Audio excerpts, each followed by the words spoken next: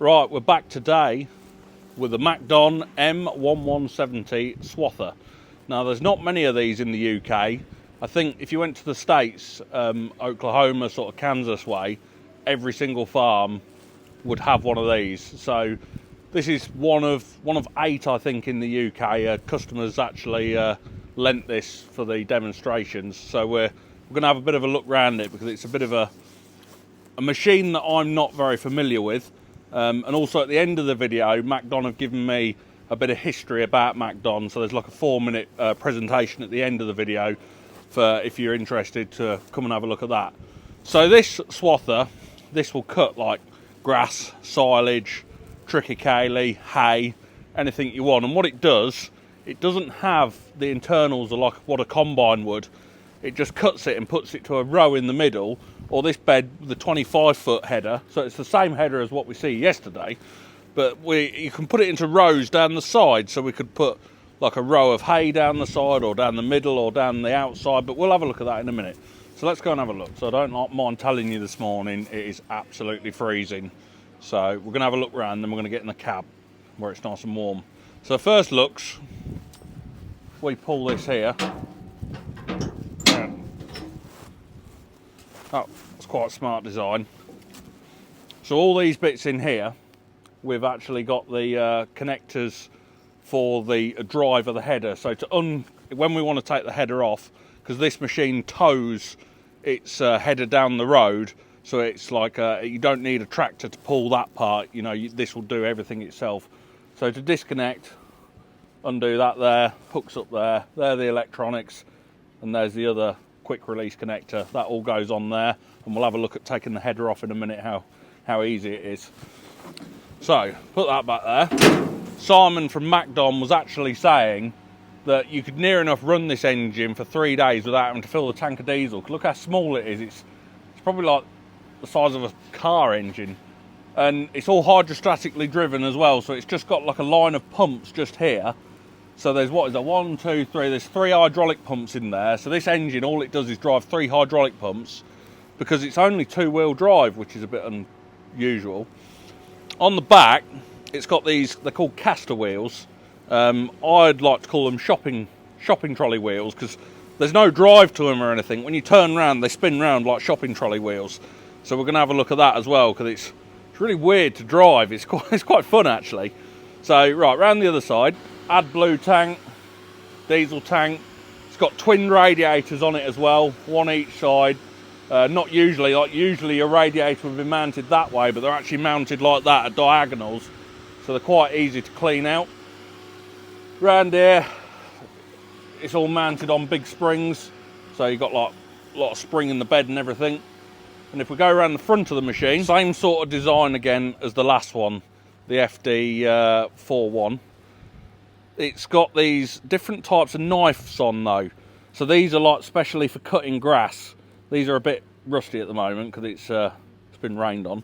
But the other ones, they're obviously for cutting dry crops and everything, whereas these will cut like wet grass, hay, whatever. Same again, drive belts. These belts actually move to the middle, or that one goes that way. And then instead of having that hole there where the crop goes through the middle of the machine, it comes down here through the sides of the machine, as I was just saying. All right, we're in the cab. My favourite part of this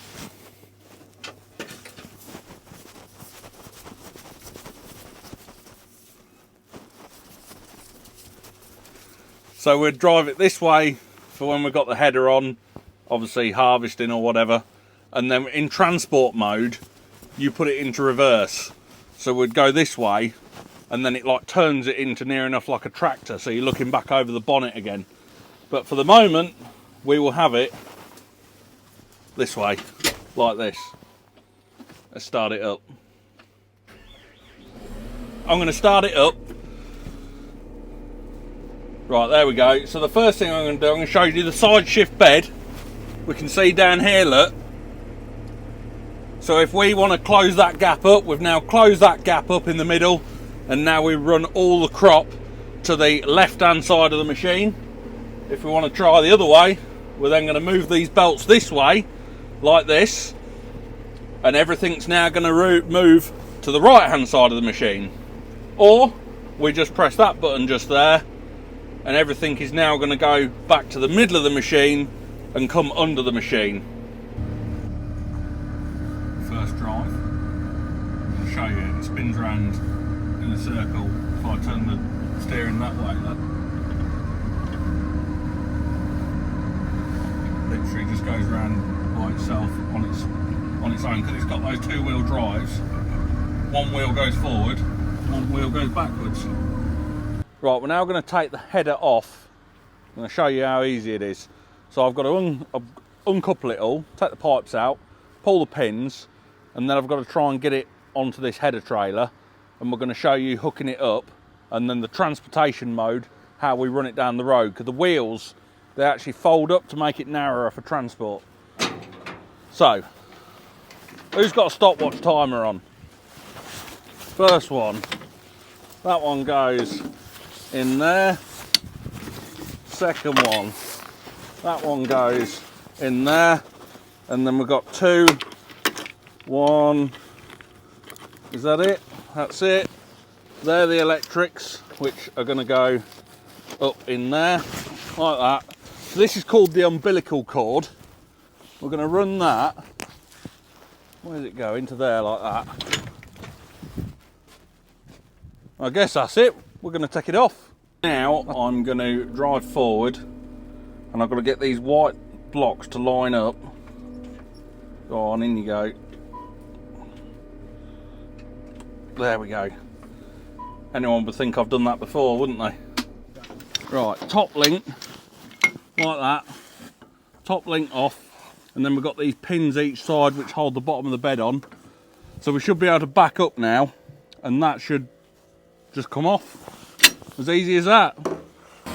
And then if I just drop it down, there we go. That's how we unhook it. Ready for transport mode. In transport mode, field mode and transport mode. So we're going to change it by, at the moment it's like 4.5 meters wide. We want to narrow it down to about 3.4, I think it is. So we pull these pins out. I'm just going to leave them there like that for the time being. And then we're going to start it up, and you can see, look, the axles front and back slide in and out. So we're actually going to narrow the whole machine up so it's ready for transport. Axle. There we go. Folded up, ready to travel down the road for it to be able to operate. And put the safety pin in as well. Job done. We're now going to put the front toolbox carrier on. Now lifting it up, and we'll put the pins in on each side to hold it, and that is, it's as easy as that. Go into transport mode, so I'm turning myself around. Hello, everybody out the way. And we're now going to drive it as if it was a tractor.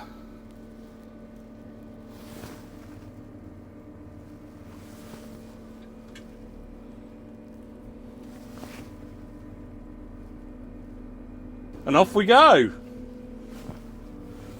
Got the header behind us.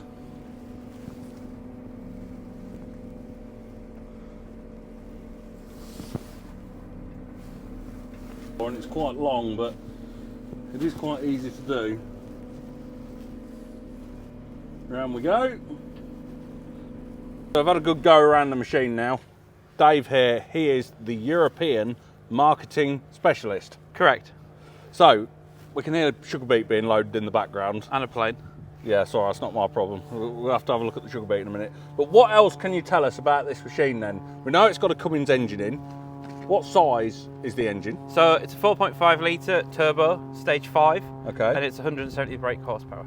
Okay. Which is more than ample enough for the size headers. If you wanted to run bigger headers, you'd be going off to the 6-cylinder, which is 240 brake horsepower, but we don't offer that in this Europe. country. No. So this is the NT5, which is the narrow transport. So narrow transport NT, and then 5 is the stage 5. Okay. So if you ever wondered how we get our model numbers, that's how. Okay. So the 41-foot header that we see in the last video, you can run one of them size headers on the next size up machine. No, you can run a 45-foot header on the next size up machine. Oh, that's colossal, isn't it? Yeah, so watching you struggle today with a 25-foot, imagine you trying to deal with an extra 20-foot. Yeah, you know what it's like. You know what it's like. Bigger's always better, isn't it? I haven't said anything.